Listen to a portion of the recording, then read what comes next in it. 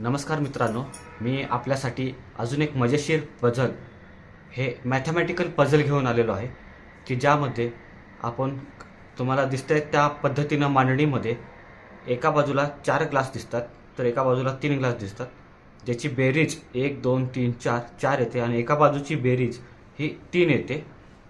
तर आपल्याला या ग्लासची मांडणी एकच ग्लास उचलून अशी करायची आहे की दोन्ही बाजूची बेरीज ही 4 यायला पाहिजे आणि मांडणीसुद्धा चेंज व्हायला नाही पाहिजे. तर अशा पद्धतीने आपल्याला करायचं आहे. तर आपल्या मदतीसाठी हे पझल सॉल्व करण्यासाठी मधू आलेली आहे आणि आपण मधूला सांगूया की तू ट्राय करून बघ. तर मधू, तू ट्राय करून बघ. एकच ग्लास उचलायचा आहे आणि तुला हे सॉल्व करायचं आहे. विचार करते मधू.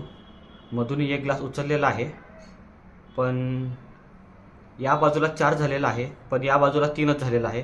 तर तू अजून एक ट्राय करू शकते मधू. विचार करून ट्राय कर.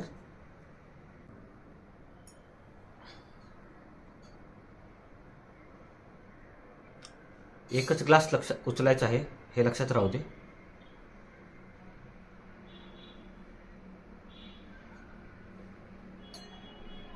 नाही, हे तर 3 आणि 3 झालेलं आहे. ठीक आहे, जागेवर ठेव. तर मधूचा प्रयत्न करून झालेला आहे. तर याचं उत्तर हे असं आहे की हा शेवटचा ग्लास उचलायचा आणि हा ग्लासमध्ये ठेवायचा.